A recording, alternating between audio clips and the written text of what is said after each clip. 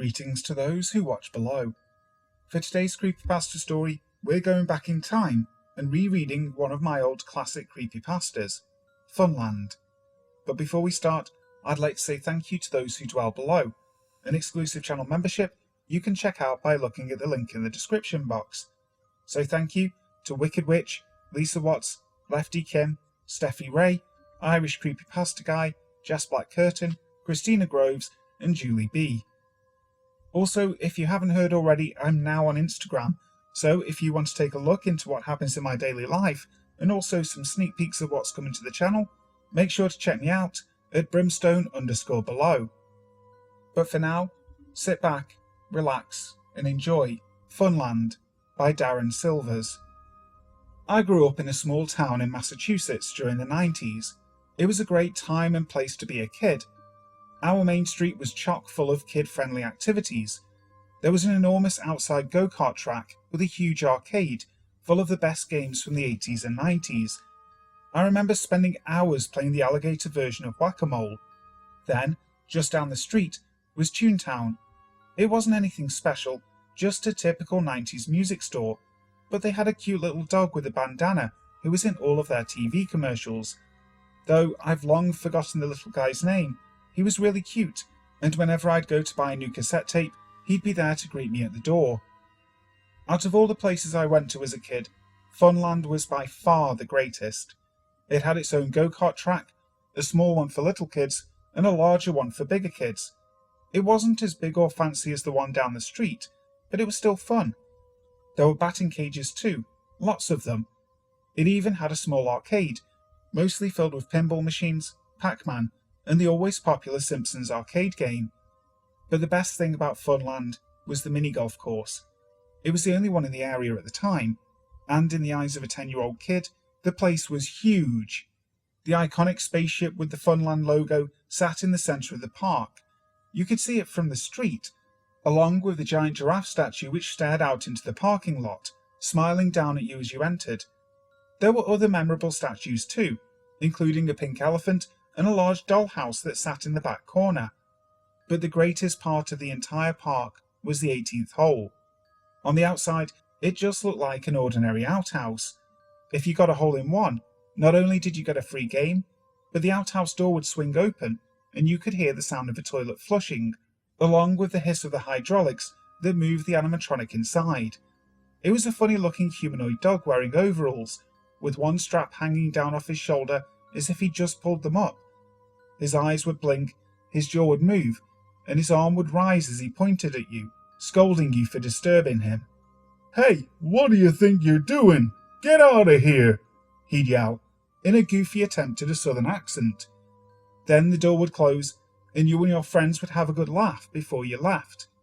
Every time I went there, I couldn't wait to see that dog.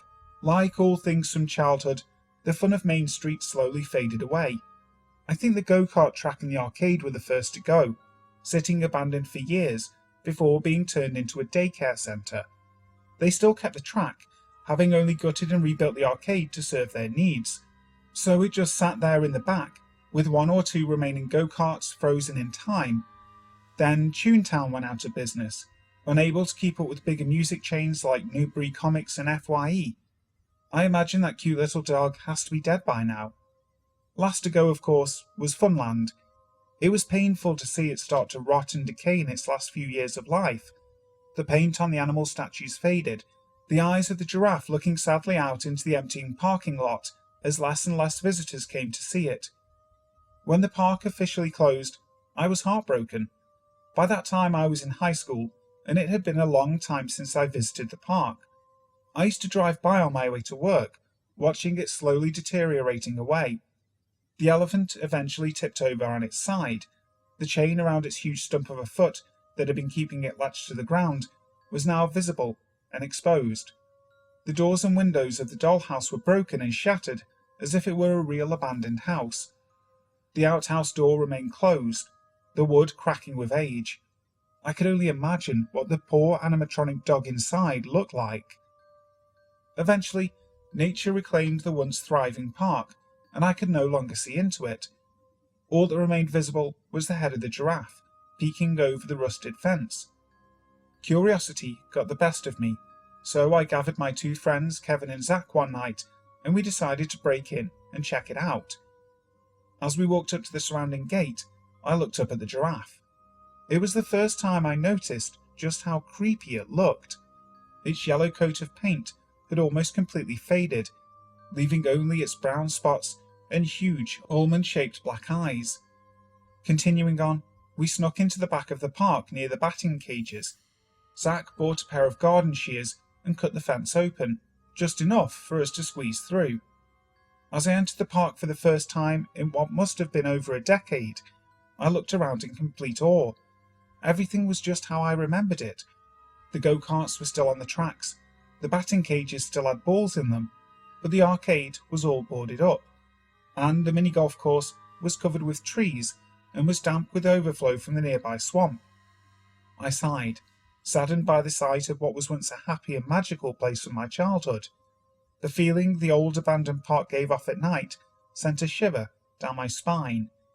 I never really noticed how creepy it was until then. We went through the course in order, starting at the first hole. There was nothing special, just the usual challenging mounds of fake grass, now moist with rain. The swamp hadn't reached that far yet. As we continued, we walked past the pink elephant, now a shade of ghostly white. He lay on his side, eyes staring vacantly out into the park, as if he had just expired. I ran my fingers over his massive head before moving on. The dollhouse was the next memorable thing we came across. It looked like a miniature haunted house. I half expected the broken doors and windows to be boarded up like the arcade was, but you could still see inside. The little pieces of furniture were all toppled over and spilled out on the ground. This is the part of the park where the swamp had touched. The smell wasn't as bad as I thought it would be. The town was covered with swamps as it was. We couldn't reach the entire back section unless we wanted to wade through the disgusting water. Our only choice was to head straight to the 18th hole. Finally, the part of the park I wanted to see the most. More than anything, I wanted to see that dog again. It was half nostalgia and half an excited sort of fear of what it would look like. Was it even still there? Was it in good condition, preserved by the outhouse? Or was it like everything else in the park, sad and neglected after all this time? I couldn't wait to find out. "Did you bring it?" I asked Kevin. He nodded and handed me one of his dad's golf balls. I held it in my hand, sighing deeply as I ran my thumb over the grooves. I had stepped up to the outhouse and peered underneath where I knew the hole would be, when there was a sudden flash of light, temporarily blinding me. "What the fuck, Zach?" I complained, blinking away the white-yellow spots in my eyes. "I was just trying to help," he replied moodily. "Let's just hurry up and get out of here." "Yeah," added Kevin. "This place is giving me the creeps." "Not until I see him," I snapped. I'm sure I must have sounded crazy. I was talking about the dog as if he were a person. To me, he was much more than just some sideshow attraction to be gawked at. He was a part of my childhood. It was like I was about to meet an old friend whom I hadn't seen in ages. My friends didn't reply. Zach simply kept his flashlight pointed beneath the outhouse, and Kevin sighed in annoyance, tapping his foot impatiently. But now we could all see it. The hole, the white tube in the ground that brought the golf balls back into the little hut at the entrance that once contained all of the golf balls and clubs. It was barely visible over the mound created by the fake turf, but it was still there, and I had a clear shot. I placed the ball on the ground and, aiming carefully, rolled it towards the hole. We could hear the ball enter the pipe, the sound of it swirling down into the ground, echoing in the silent park. Zach and I stepped back beside Kevin, the light now shining on the outhouse itself. I clenched my fist in anticipation, wishing with all my heart that it would somehow work, that the door would open and the dog would still be there. It was a stupid wish. We all jumped at the sudden sound of the once familiar flushing noise, now slightly distorted. Then the doors began to open, and the loud hiss of the hydraulics resonated through the night. We stood there breathless and silent.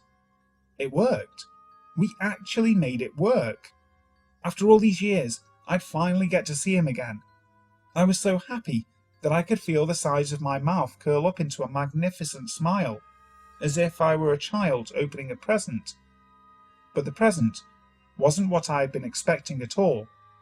There he stood, my once familiar friend, my reward for getting my hole-in-one, but I could hardly recognise him. The fur that covered his metal frame was matted and wet, and his overalls hung loose around him, like it would if someone had lost a great deal of weight. My breath caught in my throat, which was now suddenly dry. I swallowed softly, eyes widening as they travelled up to the dog's face. It was a horrible, hideous sight. The fake fur on half of his head had torn away, exposing the wires and joint mechanism in his mechanical jaw. I never remembered him having teeth. On the same side, his plastic eye had sprung from its socket and now remained dangling by its torn cheek. Then he blinked, the mechanism on the broken eye shuddering around the exposed wire, releasing small sparks. More sparks flew as his arm shot up with a clang, and the hinge of his door creaked as his mouth flopped open. He spoke. "What do you think you're doing?" The funny southern drawl in his voice was completely gone, replaced by something raspy and angry, and although I could hear the chilling distortion in his voice box, he sounded more human than I ever remembered. Kevin ran. He didn't even look back. Zach dropped his phone and slowly backed away, screaming as he stared into the dog's one good eye, which seemed to turn on him at the disturbance. Then, somehow, the dog moved forward. He wasn't programmed to walk. As far as I knew, the hydraulics attached to his back only sat him up. He wasn't supposed to walk, but by God, I saw that once funny animatronic dog from my childhood step out of that old, withered outhouse towards us. I stood there frozen in fear, staring at it. "Fuck this," I heard Zach utter before he too left me. Now I was all alone, with him. I had spent so many years thinking about this very moment. I spent countless hours thinking about this dog and wanting to see him one last time, but I knew that I should never have stepped foot into that old park. My childhood was dead, as broken as the wires and metal rods that barely held the dog together. He seemed to watch Zach go, his good eye turning with a cracking sound as he watched him disappear into the darkness. Then it turned on me. "Get out," he commanded, his arm still pointing, now in the direction of the parking lot, where the headlights of Zach's car had just turned on. I didn't move. I could only stare. Was this some sick nightmare? Some bizarre fantasy my brain thought up to get my mind off a time I could no longer return to? The thing stepped closer, its disfigured face near inches from my own. The smell of wet dog seemed to invade my nostrils. "Get out of here," it boomed, the voice box short-circuiting as if it had exploded before slowly fading out. It sounded like multiple voices had spoken, all deep and aggressive, almost demonic. This time, I listened and ran as fast as I could through the park, which was dimly lit by the headlights of the car. My eyes darted around, the once familiar area now seeming foreign and strange. I couldn't tell where I was going. I heard the sound of children laughing, the trumpeting call of an elephant, and the clanging and grinding of metal gears. When I finally reached the fence, I tried sliding through the hole we came through, but I got stuck on something. I looked down to see if my jacket was caught, but it wasn't. Then I looked back. Staring right into my eyes was one white plastic eyeball with a painted-on black pupil. My eyes widened, staring back into that black spot as if it were a hole, ready to swallow me alive. Then I discovered the reason I was stuck. The hand of the animatronic dog was gripping the back of my shirt. I know that hand was supposed to be stuck in a pointing position. It didn't have any mechanical function to actually open and close. But then again, the dog wasn't supposed to be walking anyway. "You shouldn't have come back," I heard it whisper, sending a chill up my spine. Then it released me with a shove, and I fell through the opening in the fence. Scrambling to my feet, I ran to Zach's car, not once looking back, as he sped off down Main Street. It's been 5 years since that night. I don't talk to Kevin and Zach much anymore, and we've never spoken of the incident, not even on the car ride home. I never drove down that stretch of Main Street either, until today. It was late and the road I usually take had a detour, which led me right to it. What harm could driving by do? I should have known better. I tried not to look. I really did. But I couldn't help sneaking a peek. I couldn't see much through the rain, but I noticed the large "For Lease" sign that now hung on the fence. The giraffe was gone, or perhaps it had fallen over and was hidden under the thick brush. With a sigh, I continued on, trying to push the memories of that night out of my mind. My windshield began to fog up from the indecisive New England weather, so I put my defroster on. Then I noticed something.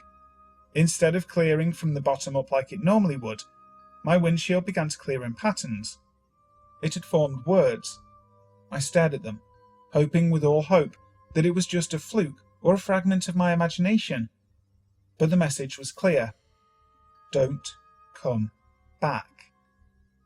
When the police asked what caused me to crash into the pole just outside the abandoned park, all I could do was wrap the blanket they gave me tightly around myself as I stared back towards the bushes and trees that concealed the location of the 18th hole. Dog, was all I could tell them. It was that dog.